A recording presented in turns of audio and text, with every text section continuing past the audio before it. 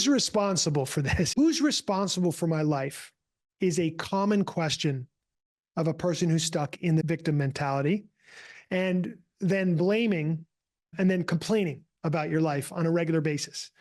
Oh, I can't believe this is not working. This sucks. Oh my God, there's no way out of this. You'll never believe what happened to me now. Let me tell you about what this person did to me. And everything's to me, to me, to me. Life is happening to me, to me, to me. Right? So blame and complaint are two of the behaviors that happen when you're stuck in that level of consciousness of the victim.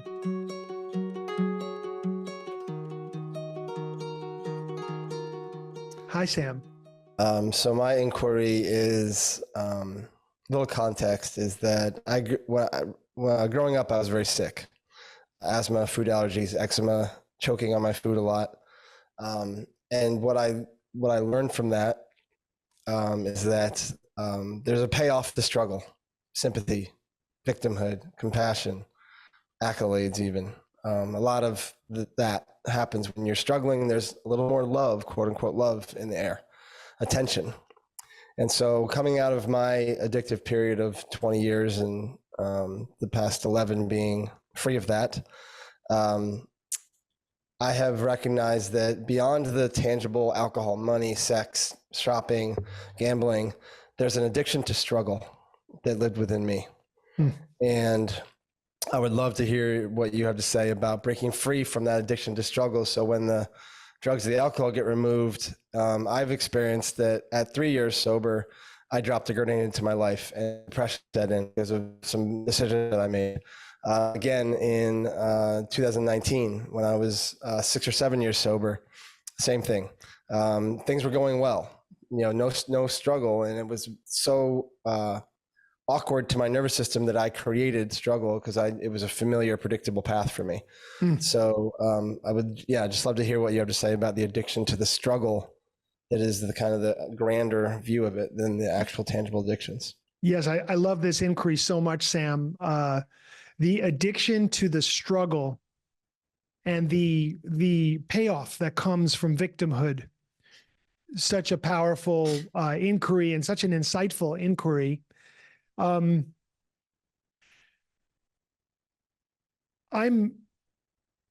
It's like a revelation to me that you draw a connection between self-sabotage and the addiction to the struggle. That's interesting. I'm not sure I've put those things together in that way. Very powerful. I'm coming directly from the classical texts of yoga in exploration of this inquiry. Your experience of struggle that you laid out for us in your childhood, having to do with a lot of physical ailments, is a version of struggle. The yogis view all human beings having their version of what you described, maybe less explicit or less visible, but nonetheless, the yogis understand that this is part of the human condition, that the human being has struggles, and in particular, that we have a resistance in unique ways. Each individual has resistance to our own personal development, to our own evolution. So that each of us in our own way, we all desire to learn and grow. If you asked 100 people in a room and you said, raise your hand if you'd like to learn and to grow in this life. No one is going to keep their hand down. Everybody is going to say, yes, we agree that would be a good thing to learn and to grow. And then if you ask the same 100 people, raise your hand if you think you're in the way of your own learning and your own growing. If they were honest and insightful, everybody would have to raise their hand. So this is, first of all, an interesting and ironic and bizarre aspect of the human condition. Every one of us wants to learn and grow. Every one of us is in the way of our own learning and growth. Wow, what a predicament. The yogis, for thousands and thousands of years, have been very, very aware of this predicament, and they have a prescription for it. And the prescription is called tapas. Tapas, spelled it's a Sanskrit word. The English spelling of it might be Tapas, like the Spanish dishes type of cuisine. In Sanskrit, tapas means spiritual practices. So it can be defined in a couple of different ways. The two ways I'll give you, sort of the classical definition, is austere practices, spiritual practices that burn out karma and stuckness. So we take on these practices that are difficult and that create heat. There's always a heat element to tapas practices. And practices can be physical, but they can also be like a lifestyle practice. For example, in recovery, we take on a particular tapas, particular practice, and that practice is, for example, 90 meetings in 90 days. And that's a hard practice, right? For a beginner, that's a hard practice. Whoa, that's a big commitment. So tapas, another way of defining it, though, the way I love to define it is how I learned in the Himalayan Institute tradition from Pandit Rajmani Tigunayat, who's one of my favorite teachers and writers. I learned that tapas really is about overcoming one's own resistance to that which you know to be good for you. To overcome your own resistance to the thing that you know is going to propel you forward along your evolutionary path. So these are practices that we take on purposefully to face our own resistance. And we take these practices on as practices so that in life, we don't default back into self-sabotage. We don't default back into, unconsciously or consciously preventing ourselves from moving forward. We take on the practice of blowing through our own resistance on a daily basis. Because when we do these practices, we're becoming stronger inside and out. We're actually practicing showing up as our best self on a one day at a time basis. What seems to be the problem? Why doesn't everybody take on these practices? Because we said it at the beginning. We all resist our own growth. Here's a practice that's going to give you an opportunity to blow through your own resistance. What seems to be the problem? Your own resistance. That's the problem. So you see, to take on a tapas is a real commitment. And to actually do it is a one day at a time commitment, like getting to 90 meetings in 90 days. You can't get to 90 meetings in one day. If you're going to try to go to a meeting every day for 90 days, then you have to live 90 days. And during that living of the 90 days, you have to make it to a meeting every day, no matter what resistance is coming up in your mind and body. These are the practices that the yogis have told us will help us to move beyond self-sabotage, victimhood. We'll be moving up out of that victim energy. And we'll talk about that in just a moment. I just want to finish on this tapas piece. So examples from the yogic side of things, an example of a tapas practice might be doing morning practice, what we call a sadhana. Sadhana, that word is S-A-D-H-A-N-A. Sadhana practice is a spiritual practice that you take on each morning to meet your true self. Before the mind gets going and the momentum and the mental capacity start coming online, before we get into food, before we get into relationships, before we get into all that stuff, we take the time at the beginning of the day to meet ourselves.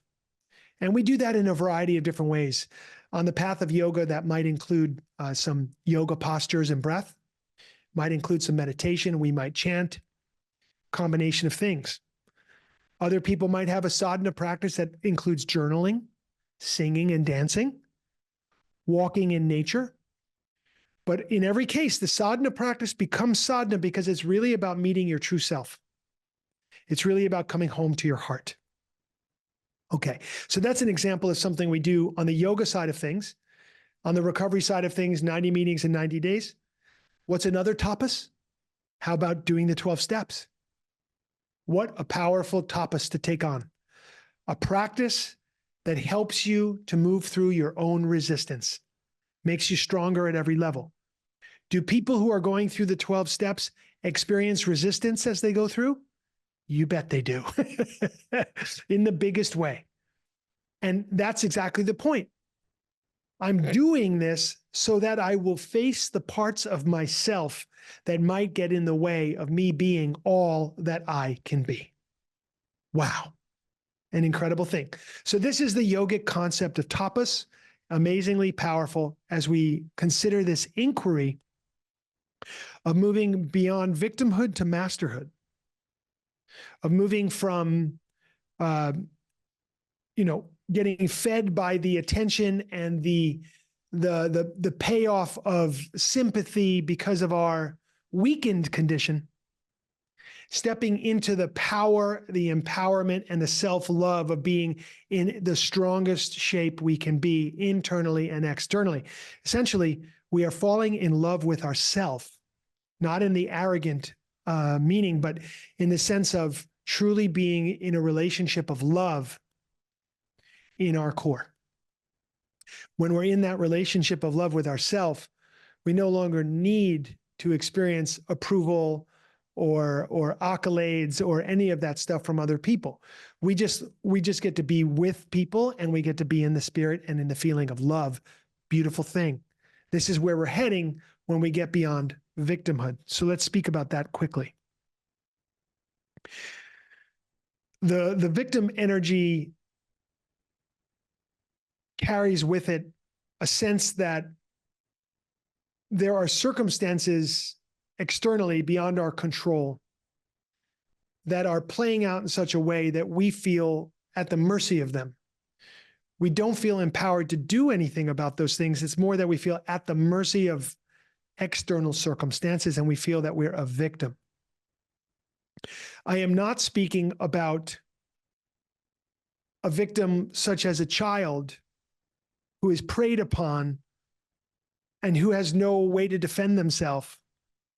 I am not speaking about that in this inquiry. That is a different form of that word victim. What I'm speaking about is somebody who feels at the mercy of external circumstances that dominate their being, their mind-body system on a day-to-day basis.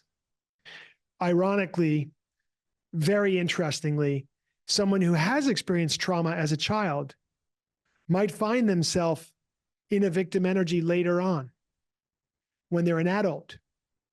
And so what we want to help those people to do is to process through their trauma and process through the thing that happened that victimized them at some point in the past so that it doesn't continue to victimize them now or into the future. So just a little side note there. The victim energy of, I'm not in the driver's seat of my life. I'm at the mercy of circumstances beyond my control. How does this always happen to me? I can't believe it happened again. I'm in the same relationship as I was at the last time. It's another person, but it sure feels the same. How am I in this cycle? How do I get out of this? Well, before we start thinking and asking that very important question, how do I get out of the victim mentality? When we're really stuck in it, we have a couple of behaviors: blame and complaint. Somebody must be responsible for this. Since it's not me, I need somebody. that I can blame for this? Who's responsible for this? This kind of thing. And so that's very much who's responsible for my life is a common question of a person who's stuck in the victim mentality, and then blaming and then complaining about your life on a regular basis. Oh, I can't believe this is not working. This sucks. Oh my God, there's no way out of this. You'll never believe what happened to me now. Let me tell you about what this person did to me. And everything's to me, to me, to me. Life is happening to me, to me, to me. Right? So blame and complaint are two of the behaviors that happen when you're stuck in that level of consciousness of the victim. And as you said, there are payoffs to being there. It's part of why people stay there. They get used to it. It becomes an addiction, an addictive pattern of belief or behavior that doesn't serve you any longer. What can we do? We take on a tapas. We take on a practice that we start to investigate our own resistance, and we start to move into this new place, and we get some momentum. We get some momentum. We break out of that way of thinking and that energy of the victim. You know how long it takes? 5 minutes to help a human being break right out of the frequency of addiction of being the victim. 5 minutes of breath will do it. They will feel different if you know what to do and how to teach that breath or how to do that breath. That's a tapas. You will break the pattern. You'll break the pattern of their breathing, and you'll break the pattern of their thinking. And for a moment, a little opening. There'll be a little opening there. And through that opening comes the light of consciousness. And the person, if they're aware, they'll say, that feels good. Or that feels different. What is that? For a minute, they forget who they are, because the story they've been holding is no longer there. And they've identified with that story so long, they think that story was who they are. Well, the story's not available anymore because consciousness came in just for a moment. Wow. And then hopefully they get inspired and they do it again the next day. And they do it again the next day. And then they get onto a practice and they start practicing being in this consciousness, this awareness that's available to everyone, everywhere, no matter what. It only takes a little bit of breath and a little bit of movement and a little bit of voice and a little bit of presence. And we find ourselves well on the road to breaking out of patterns, even that have lasted our entire life. It happens very quickly, and it's something that's proven through thousands and thousands of years by the yogis. So that's what we do. And we get out of that victimhood, that life is happening to me, and we advance to that beautiful place of life is happening for me. And this is a gift. This life is a gift. All the challenges are a gift and trying to show me something, trying to teach me something. The joy, of course, is just joyful. That's a gift. All my experiences are gift. All my relationships are gifts. Everything I get to do in this life is a gift. And what a quantum shift it is from the victim who's sickly and complaining and blaming and stuck in that frequency. Now, if you or anybody watching this feel badly and you identify, oh my goodness, I think I'm stuck in some of this victim energy that you're talking about, guess what? I'm going to let you in on the greatest thing. Everybody has been here. We've all been to the victim place. You're not alone. You're not alone. So don't feel bad. There's nothing bad about you. It's just, this is like, if this is helpful to you, the way it was helpful to me when someone presented these ideas and teachings from a loving place, to me, it was like, scratching my head like, wow, I have this thing. I do this thing, and I can see that I don't want to do this thing anymore. That's the greatest thing ever. You just had a massive awakening. And you don't have to feel bad about not having the awakening before this moment. This is when it had to happen. Now, what are you going to do about it? We jump into practice. We jump into communication and we jump into community. This is what we do. And when we do this, we start to move along that beautiful evolutionary path called the path of discovery. That's what we refer to as our path in Recovery 2.0. That's our way of life. Our way of life is the path of discovery. We challenge ourselves. We challenge each other. We love each other. We support ourselves and each other. We engage in practices, morning practices. We do all these things. And we have that immediate shift every day because we give that gift to ourselves where the light of grace, the light of consciousness can come in, break the pattern of our breathing, break the pattern of our thinking, and bring us to a better place. And after a while, we find ourselves in a whole new space. And it's a beautiful thing. And we realize, wow, this is really a great path to walk. Wow, we're really, really in the right place. This is good. Let's do more. And in fact, I have so much energy now and I feel so on track. Maybe there's someone else that could benefit from me feeling this good. Maybe I could just smile at somebody on the street and I could change the course of their day. Or maybe I could have that difficult conversation I wanted to have with someone I love where we've been disconnected for a while and we haven't known how to reach each other. Maybe I could have that conversation today. I just somehow feel like the right words would come. Maybe today's the right day for that conversation, you know? And we just never know where this work leads. But we know it leads forward on this path of evolution, and we know it's a great thing. And so what's the price we have to pay? We have to face our own resistance. We have to look at ourselves honestly. We have to see where we've been stuck, and we have to step forward, one step at a time, one breath at a time, into that next right place for us. So this is just a phenomenal, phenomenal inquiry, Sam. And it's going to be so helpful to so many people because we all have our version of this very thing. The yogis told us this thousands of years ago. They laid it down in sacred texts and said, this is part of the human condition. Here's what we'll do about it. You know? So I'm wondering what comes up for you as we explore this. Yeah, it all resonates. You know, talking about the tapas and the resistance, like my current resistance is to morning practice. And it's like, it's the one thing I know about, like, it gets my energy right for the day. And since the holidays threw me off, I haven't been able to kind of rein it back in. And that lens of resistance to evolution is so true, because evolution to the ego is very scary. And so I think for me, it's really a recommitment to confronting myself in that resistance. It's beautifully said by you. Well, thank you so much, Sam. I just want to say this, and I make this commitment to you from my end.